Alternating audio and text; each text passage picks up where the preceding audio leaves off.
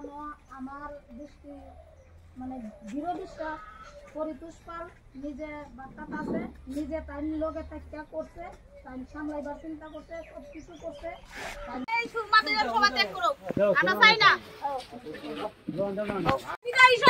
বিদায়িকা হিসেবে চাই না,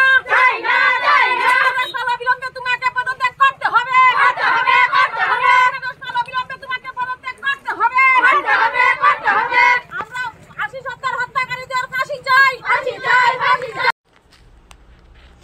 এমএলএ স্বপ্নার স্বামী আমার দুই ছেলেকে খুন করেছে আর্তনাদ আশিসের মায়ের।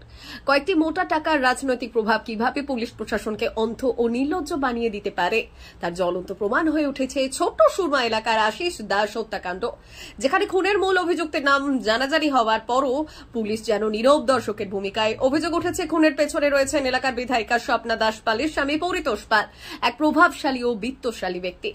গত 10 থেকে 12 দিন ধরে তদন্তের নামে পুলিশ মূল ঘটনা থেকে নজর ঘুরিয়ে উপসর্গ নিয়ে ছুটছে। অপ্রাসঙ্গিক লোকজনকে ধরে খেয়াল খুশি মতো জিজ্ঞাসাবাদ করে এবং কাল্পনিক গল্প ভাবছে।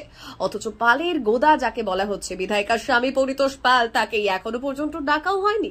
আর তার জিজ্ঞাসাবাদ তো দূরের কথা, আর ছোট্ট সুরমা এবং বারদ্রৌন এলাকার সাধারণ মানুষ আরো চুপ করে থাকতে রাজি নয়।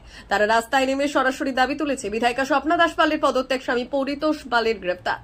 সবথেকে হৃদয় বিদারক দিক হলো নিহত আশিস দাসের মা আঙ্গুরি দাস নিজের বাড়ির দাওয়ায় বসে যখন বিরোধী দলনেতা জিতেন্দ্র চৌধুরীর সামনে নিজের বেদনার কথা বলেছিলেন, তখন তিনি বুকফাটা কণ্ঠে যেই নামটি খুনির হিসেবে প্রথম উচ্চারণ করেন সেটি হলো পরিতোষ পাল।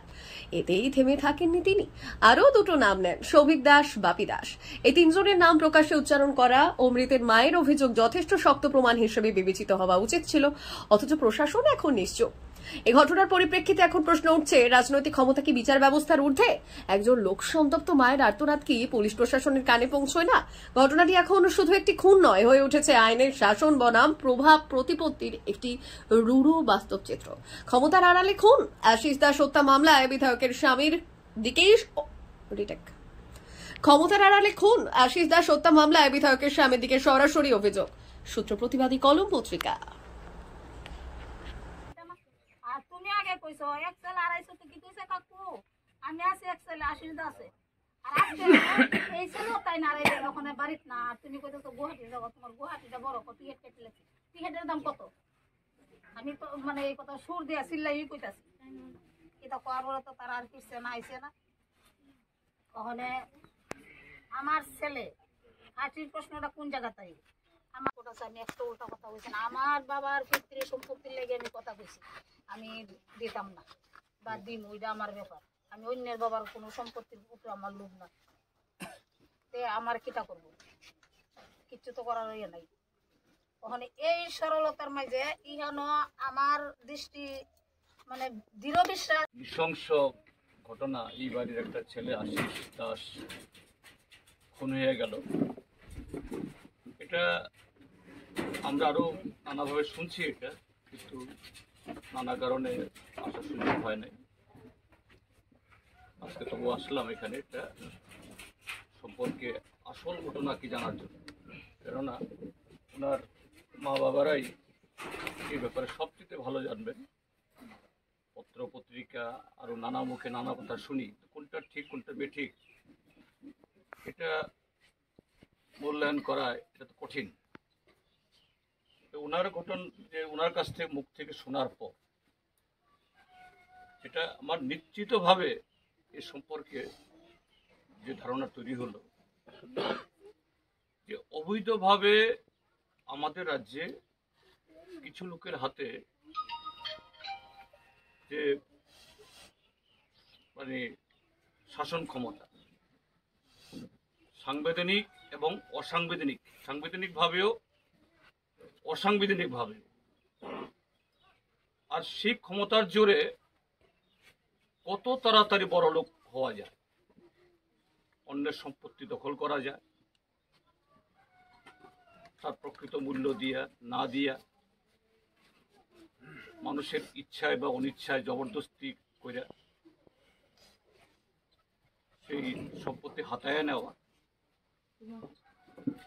এই ক্ষেত্রেতেও গরিব মানুষের জায়গা যখন এইভাবে কেউ পৈতৃক সম্পত্তি কত কষ্টে মানুষ সম্পত্তি এই প্রতিবাদের জেরে তাকে জীবন দিতে হইল। যাই হোক, পুলিশ চক্ষু লজ্জায় হলেও লাশ হওয়ার প্রায় 2 দিন বাদে না 3 দিন বাদে কিছু লোককে গ্রেপ্তার করছে, কিন্তু প্রকৃত যে এই ঘটনার পিছিয়ে অপরাধী, মূল অপরাধী এখনো আড়ালের বাইরে, এই ইয়ার বাইরে পুলিশ তাদের ছুঁইতেছে না, ধারে কাছেও পুষতেছে না।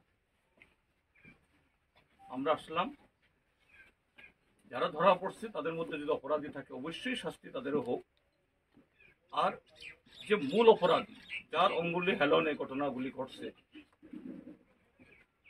তারাও যাতে ধরা পড়ে তার জন্য সামগ্রিকভাবে আমরাও সাধ্যমতো আমাদের ক্ষমতা অনুযায়ী আমরা চাপ সৃষ্টি করব।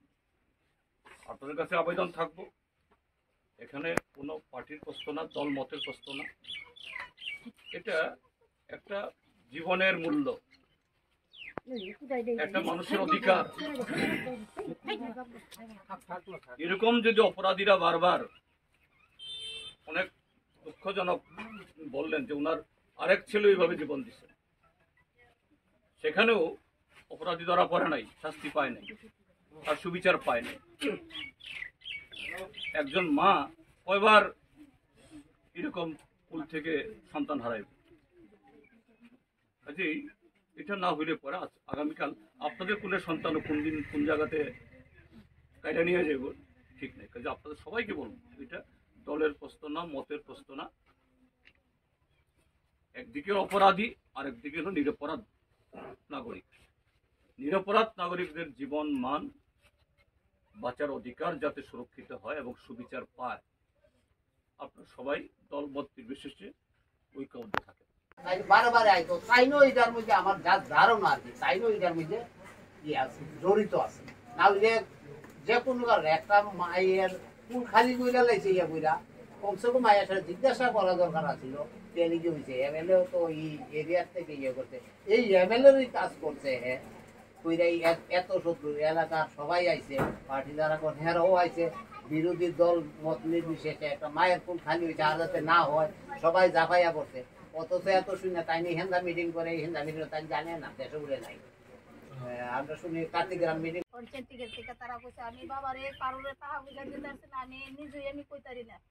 তারা কইছে আচ্ছা ঠিক আছে আমরা লয়ে যাবো। ওখানে এমএলএ এর জামাই তারা কইছে এই কেটা কেটা এই টমটম দিছে আমরা, এটা আমরা বিরোধী, ওখানে এরা নাম লিস্ট করে রাখতো।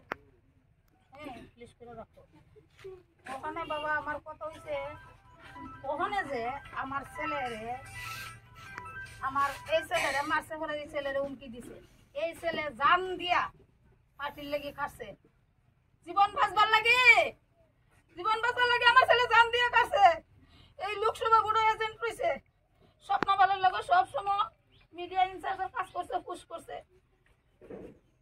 আমার ছবি দেয় যে মা আমার লাগে ডন নাই, আমার আমি মনে মা বিজেপির লগে মানে এজেন্টের কাজ করতেছি, মুখামিষ্টে আছি, তারপরে মিডিয়া ইনচার্জ করতেছি, সব করতেছি। আজকে কেরা আমার ছেলে বাড়ির থেকে নিয়ে আসে আমার ছেলেরে মারে লেছে পরিতোষ পাল, শফিক, বাপ্পি, বসন্ত দাস। আমি আমার ছেলে কি অপরাধ করছে, পার্টি করছে আমারে বাবা? আমি এই আজকে আমার এই মারা, যারা মার গর্ভে জন্ম হয়েছে, যারা মার বেদন বুঝছে, এরা সবাই আইছে। কিন্তু স্বপ্ন পালকি একটা মা না, তাইনের জামাই খুনি, তাইনের জামাই মার্ডার করছে আমার ছেলের, তাই তো একটা মা, তাই তো আমার এই মহিলার সাথে ভাষা আইতো আসলো বলে আমি 46-এর বিধায়ক। আমি কি হয়েছে ঘটনাটা মার্ডারের তো দেখে তাইনের কি সন্তান নাই? এই যে মারা হয়েছে, এই মারা কি আমার এই সন্তানের বেদনা আইছে? তারা কোনো আমার এই যে ফুলাবান্ডিরা তারা বাড়ির থেকে না খাওয়াইতেছে, কেউ কইরা খাওয়াইতেছে, বাড়ির থেকে না খাওয়াইতেছে, তারা এমনি এমনি সারছে।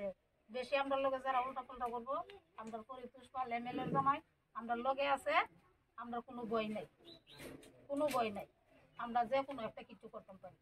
ওখানে হেরে যখন ইটা কইছে বড় কইছে আমি কইয়া দিই, তারপরে আরে মারাধরি করছে, কামলা কাটলি করছে, শরীর উড়িলাম, সিরা উড়া শেষ, দৌড়াই আইছে আমরা বাইরে। আয়া ও দিদি গো দিদি কাকুর ইয়ার এই মার্ডারের আমি পাইছি, আমি সাক্ষী দিব, তোমরা কেস করো।